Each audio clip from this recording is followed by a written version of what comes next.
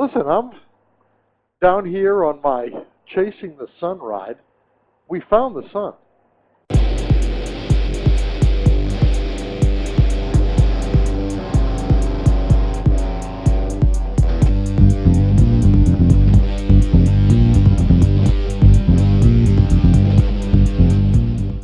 There's no two ways about it. We found the sun.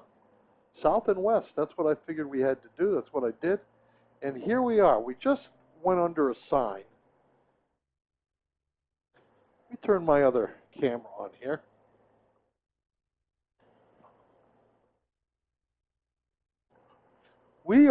I am coming into Scranton, Pennsylvania.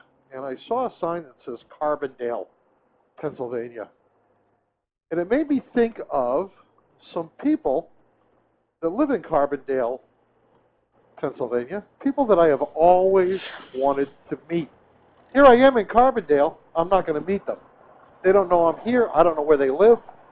I really should do better planning about contacting people. But their names are Bob and Nancy Wise. And I know Bob from the Intruder Forum. Just, you know, I don't know what it is about the internet, but you can really kind of spot the good people. And, you know, that sounds, well, it is. It's counterintuitive, and it's probably crap, because I know there are a lot of people that scam other people on the internet, but that's not what I'm talking about. I'm talking about just when you're in those internet conversations on a forum or a bulletin board. I don't even think they call them bulletin boards anymore, do they? But, and you just kind of make that connection, which leads me to another subject that I've been thinking about doing. People you've met on the internet. Because here's the thing. My friend OSJ, oh, man, that wasn't good. Didn't look like he was going to make that, did it? So anyway, my friend OSJ, I met on the internet. And I went, you know, at the time, I could still ride. This was in 2008. I was really kind of had to stop riding at the end of 2009, 2010. But anyway, I met Jim. I was looking for people to ride with. Everybody that I knew and had ridden with. My friend Carlin moved to Arizona. I couldn't ride with him anymore. My friend Bobby of Harley Davidson fame, you know, his riding was limited to local stuff. We used to go on, you know, weekend rides, either he and I and a couple other guys, or even with our wives. You know, his wife and my wife both rode motorcycles, and the four of us would go, have a great time. But Bobby couldn't really ride those kinds of distances anymore. So I was looking for people to ride with, and who knew? I had no idea at the time even what a forum was. And I think I just put in a Google search, looking for people to ride with, and it took me to a forum, and I was just, I was really kind of taken with it. The fact that you could go online and have these nice long conversations with people, you know, basically kind of like texting, messaging back and forth. And, but the point of this is that internet, people that you meet on the internet. Now, here's the thing. I conversed with Jim from October until about February, and then we met at a New England Riders holiday party. And everybody that I met at that holiday party was the first time that I had met them, even though I had conversed with them on the internet. And I have to tell you that pretty much everybody that I met in person was exactly how I imagined them to be. Not necessarily the way they looked, but the way they were, the people that they were. They were exactly what I had imagined them to be when I was conversing with them on the internet. I really kind of think that's a phenomenon. Now, you know, is that one example? Well, here's another one. Memphis Mike. I watched Memphis Mike videos. Well, actually, I did. I watched one video that Memphis Mike did. Why I bought a Goldwing. I think that's what it was, or how I bought a Goldwing. Whatever it was his Goldwing. Got like 300,000, 400,000 views on that thing now. But I watched that video and just kind of forgot about Memphis Mike. You know, he's just a guy doing a video. And then, excuse me, I started watching Chris Caliente's videos. And I don't even know how I think Chris Caliente was the same thing. I was looking at Goldwings. I was thinking about buying a Goldwing for my 2018 trip. And I met Chris Caliente on met Chris Caliente on the internet. I didn't meet him. I mean, I just followed him on the internet, on YouTube. And at some point, Chris Caliente, and I watched every one of Chris Caliente's views. As a matter of fact, I think I did watch some of Memphis Mike's stuff. He went on a ride with a bunch of sport bike riders, as I recall. I had watched that. But Chris was doing a video one day, and guess who was on his video? Memphis Mike. Man, I'll tell you what, in those days, when all I could do was sit in a recliner and watch YouTube videos, those guys were my lifeline to riding. Man, I watched as much as I could. I went back and watched all of Chris's videos, and I went right through the list. And then I watched Memphis Mike's, and those guys, they were my riding buddies, man. They didn't know it. They had a friend in New Hampshire. So at one point, I want to say it was Chris, who was just, you know, he was aggravated one day with the trolls. And he said, you know, I do this for nothing. I'm not even, this is just, I work hard to do these things. I got people kind of criticizing me. Sometimes the thing seems like it's not even worth doing. And I think Memphis Mike had said something similar in one of his videos. And listen, I'm sitting there crippled. And the thought of those guys stopping making videos, it scared me. Because it was like, what am I going to do for riding when these guys are gone? Now, there were other people that I watched. But the other people were they were YouTube creators. They weren't my buddies.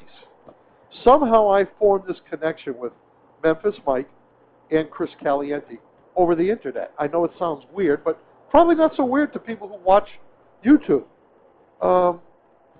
I could tell these guys were the real deal, man. There were no pretenses. They weren't trying to put stuff on or any of that stuff. And as I said, it was my lifeline to riding. It made my situation a little bit more bearable.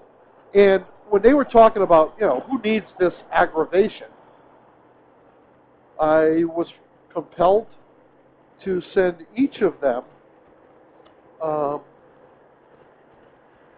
an email. And I think I sent Memphis Mike the email first. And Memphis Mike responded to me right away. And, you know, it's just like, wow, man. At this point now, I had already had my miracle in Georgia and my surgery in Boston. And I was able to say, look, you were my lifeline. You were the guys who got me through. This was my problem. You guys helped me. You don't even know that you helped me. You don't even know you have a friend in New Hampshire. But you helped me.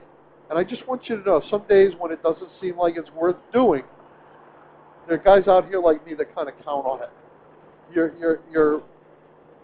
having a positive effect. Whether you know it or not, don't listen to the trolls. They're just jealous. Just keep doing what you're doing. And when I finally knew that I could ride again, I just felt like I had to go see Memphis Mike. And when I went down there, I was still hoping that I would get an opportunity to meet Chris. Now, Mike welcomed me like he'd known me forever, and took me into his house, and I met his family, went to Beale Street. We had dinner together. We had dinner with another guy named Amos Coates. Amos, I remember you, man. Amos Coates, Road Warrior, I think, or is it Road Warrior? Prayer Warrior. I got your number, man. I got your telephone number, actually. I was going to send you a text recently, but I don't know, I thought that maybe you'd feel like it was weird of me to do that. I mean, we met once. For me to just contact you and say, hey, how you doing? That's the way I am, but a lot of people don't respond favorably to stuff like that. Anyway, so we had dinner, and I continued on my trip. Memphis Mike, before I went on my trip, gave me all kinds of information about cameras and audio and all. I knew nothing, man. I really knew nothing. He was very helpful, and the point of this is, he was exactly the kind of guy that I thought he'd be. And it's pretty stunning that, to me at least, how that can come through a camera. How you can actually kind of get a feel, a really good feel for the kind of person somebody is, just from a video, or from several videos, I guess. And I guess that's the kind of thing that is really kind of, it's strange about social media these days. You know, there's so much social media, and a lot of it is just garbage. I'm not on Facebook. I think I'm going to have to get on Facebook, but I've never really... Facebook for me, it's kind of like a huge electronic refrigerator. There really aren't conversations, at least that I can see. So everybody goes by the refrigerator and slaps up a Post-it, you know, and people read it, and then it's gone. Somebody else, you know, goes through your news feed or whatever. I can't even keep track of all that stuff. But it's not as conducive, I don't think, for conversations and actual relationships, internet relationships, as a forum is. The forum just puts it out there, and I think YouTube does too, if the people are being honest. And you can tell pretty much whether they're being honest. So I think that the internet is a good thing, good way to meet people. And from my experience, folks, you can pretty much gauge people by the way they are on the internet or the way they are on YouTube. I think that that the truth comes through. And I'm so appreciative of the people that I've met on the internet. And I'd still like to meet Chris Caliente. Chris, I don't know. You probably won't see this video, but if anybody's watching this video that knows Chris Caliente, tell him I said hello. I'd still like to meet him. And I will be back down in the Memphis area at some point. I know I will. I'm going to be traveling quite a bit here coming up. I've kind of decided that. And it would still be an honor to shake Chris's hand and thank him for the tough days he got me through. Well, I guess I don't have to shake his hand. I'm doing it right here and now. Thanks, Chris. I appreciate it. I appreciate all the hard work that you do, man. I really do. And now, you know what I'm going to say, right? Now, I'm out on the Goldwing. I'm out on the Goldwing. I like your style, man. So anyway, I guess that's it for right now. Find yourself an internet friend. They're friends. They're real friends. And watch out for the fakes. For now, from the Chasing the Sun ride, it's over and out.